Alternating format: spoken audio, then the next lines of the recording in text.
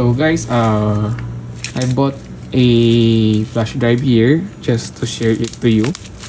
And ipakita lang natin.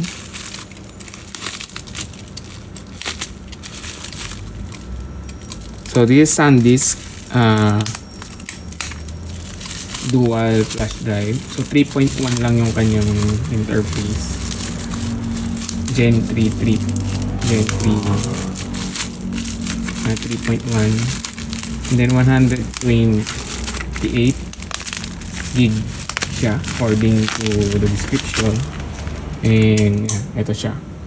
So I have here the color pitch according to again the description. So USB 3.1 Gen 1 drive, so up to 150 MB transfer rate. So of course it depends on your connection.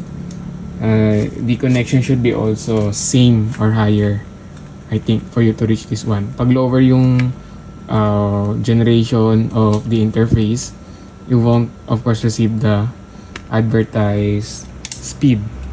So I think we can open this one. So open natin siya. Tap natin dito.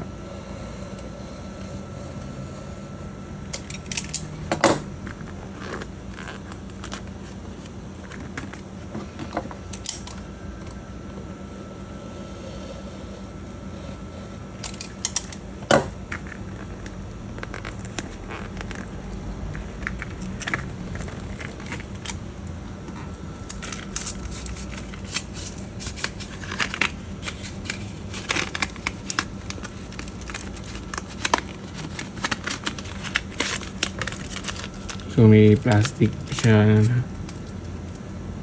na nakabalot. So you need to remove this one. So no choice. Kailangan siyang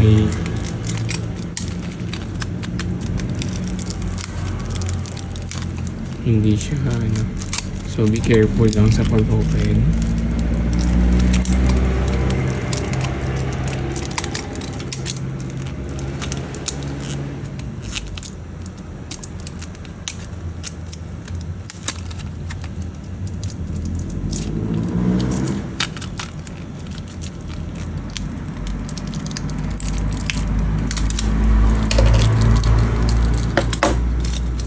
Okay. So this is your flash drive. Dual siya, so you have the USB and then you have the type C. Very lightweight, magaan lang siya. And yung build niya plastic. So plastic, feels plastic yung quality niya. Ayan. I'll try to transfer files later for us to see kung mabilis siya. So of course we're using the Type-C interface, and make sure to use the exFAT format if you want to use this one for Windows and Mac. So I'm going to transfer files from Windows to Mac, so mas mabilis if Type-C since they're using the both Type-C interface naman na, and further it to be recognized dapat exFAT.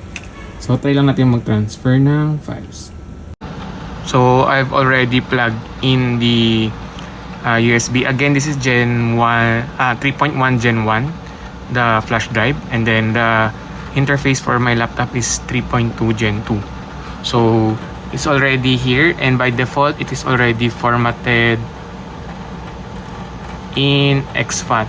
So if you click format, you will see here that it is already in exFAT format. So if you want your files or your flash drive to be recognized by Mac and Windows, it should be in this format or file system format. If you move to NTFS, Mac OS can only read that and it cannot write files. So we're going to transfer some files here. So I have here prepared the sample files. Then if you check on the properties, it is 3.22 gigabytes. So let's copy this one, and then let's paste it here. So SanDisk by default has a software that you can use now to encrypt your files. So let's paste this one. Paste. So just observe how long it will take to transfer 3 gig of file.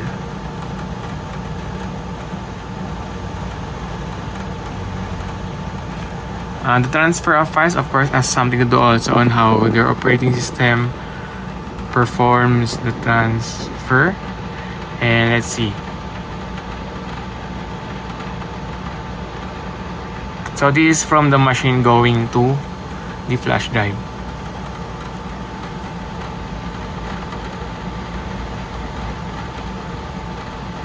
So just count on the time in our recording. So I will not fast forward or do editing in this part, so that you would see the actual copying of files. So it hasn't reached the 100 MB. It's just 38 for the speed.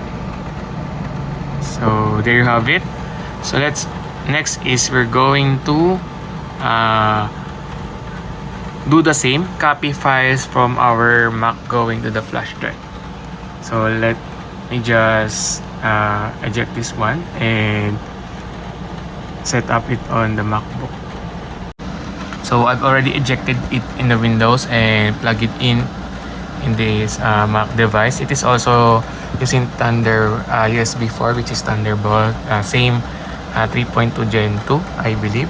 So let's open our flash drive here, and this is the file earlier. I'll rename this one, or I think we can delete this one, so that there's no copy from our flash drive. And then I'm going to copy it again. I think I have the same files here.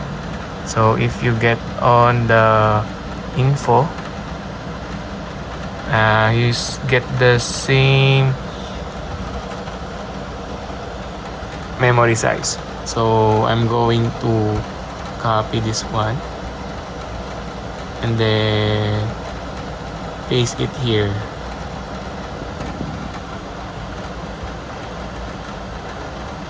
And so this is the copying feedback.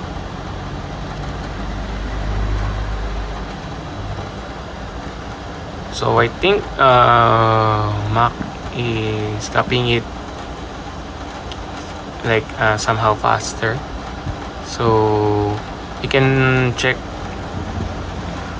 the video, just minus the end time of copying to the start time, so that you can see how much time it takes to finish the copying. So it somehow slows down. I think they're almost the same lang with the Windows. And so again, your format should be in exFAT or FAT32, so that Windows and Mac OS could copy or read and write from your flash drive. So I'll be trying this one also as OTG to my phone. I think it will work din naman. So there you have it. It finished copying. So yeah, if you're going to buy this item, I hope this video helped you in deciding if you're going to get this one. So yeah, since it is color peach, there's also different colors that you can choose from. Pero yeah, this would be easier for me to see if I put it inside my bank. So thank you for watching, guys. Please do like and subscribe, and if you have any questions or comments, you can just put it in the comment section. So yeah, thank you, guys.